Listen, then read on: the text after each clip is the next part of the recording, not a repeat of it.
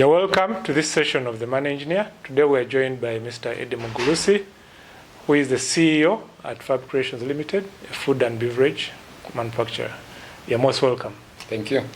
So today we are going to be talking about the importance of dreaming big but starting small. So Eddie, tell us, what do you understand by starting small? Starting small is finding a way to use the least amount of resources available to you to turn that idea in your head into reality. So it doesn't matter what is in your head.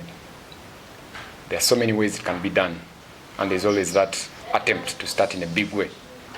But if you could successfully find the least amount of resources possible to start that idea, I think you're bound to do well, really well. Okay, so why do you think it's important to start small while dreaming big? I think I'll use an example. For my case, starting out into manufacturing, it was just an idea. It was just a dream. There's very little that I knew about manufacturing at the time. So starting small increased my chances of success because it allowed me to learn whilst reducing the risk of failure. Now, because I started small, I was able to learn some key things. For example, I did not know anything about processing. I did not know much about the target market. I did not know much about supply chains, distribution. I did not know much about certification by UNBS. There's so many things that I did not know. These were uncharted territories. So for me, starting small is important because it allows you to learn without any pressure. Learning on big business is really hard. Yeah. Okay, so you say you started from your kitchen, is that correct? Yes, the business began in 2017 in a very small kitchen at my small apartment then in Chisasi. Okay, so starting 2017, we're in 2020, obviously the business has grown. So can you give us an example you actually took to market using this same concept you're talking about of starting small? So today I came with one of our newest products. Yes. Not so new because it's about 7 months now into the market. Mm-hmm. The initial number of cartons we made of this was 9. 9? Yes. 7 months later, we are going towards 10,000. This is Shake and Koge. It's a tamarind fruit juice drink. So with this idea, we wanted to tap into the growing demand for healthy foods and beverages on the market. And quickly, one of the things we thought about was tamarind or Nkoge because it is unique, the space is not yet saturated, and we had sort of a background because we used to enjoy the fruit while we were kids. So we wanted to put this onto the market, and this was the idea, vivid idea in my head, but it did not exist at the time. So how was I to use the least amount of resources to turn this into a reality? We did not have money for machinery, and even if we did, it would have been too much money. So what we decided to do was to bypass the entire manufacturing process in coming up with the minimum viable product. Minimum viable product? Yes. Again, this is creating, the minimum viable product is basically a depiction of what is in your mind. So I created this, or we created this, using the least amount of resources, but then again having the most basic requirements that a customer would look out for in the product. So that's what minimum viable product means. So we went to the market somewhere and sourced for a concentrate, a tamarind concentrate. We must have spent about 150,000 shillings on it. After getting the concentrate, we needed packaging. So we looked around for local manufacturers to get a bottle that was identical to this.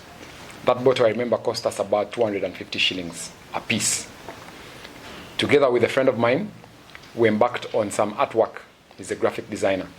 And we came up with some basic artwork that also looked good. Then we ran to Nassau Road, did some printing. Each label must have cost us about 300 shillings. 300 shillings. In printing. So just like that, we diluted the concentrate, we had our packaging, we created a version of this. It was not as perfect as this one looks, but it met the basic requirements to take to market. And this whole experiment, you guess, cost about how much? The experiment cost about 250,000, give or take. So once we got this, we knew we had the minimum viable product that was ready to then test the market. So you got the market, what happened? So we got this product, and we tested it in a controlled environment. So we picked out a trading center, a small trading center along the Kayunga Highway. A trading center that we believe had the right kind of target market. So then we began to do samples with retailers, with the end consumer. And from this process, I won't get into the detail of how it worked, but from this process, these are the key learnings. For example, when we set out to go to the market, our idea was to sell this at 1,500. Quickly, we learned that our pricing was too high. So we reduced it to 1,000 shillings. We understood what was important to the customer, the end consumer. We also understood what was important to the retailer. What are the margins that a wholesaler wanted to get? We understood how to position our point of sale displays. We understood what times of day to distribute and deliver our product. We understood how to scale up the volumes by interacting with these people.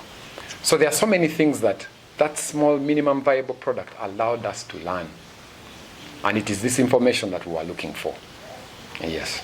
Okay, so you build an MVP, you take it to the market, you test it, you call it validated learning, I think. So now how do you now scale up that small project to now grow and move forward? From this feedback, this crucial feedback, you go back to the drawing board with your team, which is what we did. The objective is to refine the product at that point, based on the feedback. So this is exactly what we did. After refining the product, we got it to a point where it was now perfect. We got the right bottle, we got the right labeling, we balanced the concentrate and water, we added new ingredients. So then we realized we were ready to hit the market. So at that point, we sourced our own fruit. We were not using concentrate at that point. So we sourced our own fruit, we sourced our own packaging and everything. But then again, when we went to the market, we did not start out in a big way. We started with 20 cartons. The 20 grew to 50 to 100. Now today I tell you, 7 months later, we are nearing 10,000 cartons in sale. The idea or the benefit of doing this is these are uncharted waters. You still need to learn. Mistakes are bound to be made. So it's exactly what we understood, and it's exactly what we did. So over time, over the last 7 months, it has been continuous learning. But this continuous learning has to be directed towards an end. And for us, it's a dream to become a manufacturing powerhouse within the country, within the region. So as we grow our production, we grow our sales, we keep this goal in mind. And this is what drives us every day to be better, to grow the territory, to grow the output. And so over time, as the demand has grown, we found ourselves having to invest more, to grow more, something like that. Thank you, Eddie. This has been a very interesting session. So if I have a kitchen, that means I can create any product, right? Yes, because there are so many people that are baking today, and they're doing it in their kitchens. Exactly. So if your kitchen is actually a small factory in itself. It is. Test the concept, have an MVP, test it on the market, refine the product, then prepare to scale and grow. Yes. So this has been very interesting. I know we shall follow you in the field one of these days to see how actually selling happens. And we are very privileged to have you talk to us and share your practical business experience. Thank you very much for your time, and let's catch up next week. Thank you.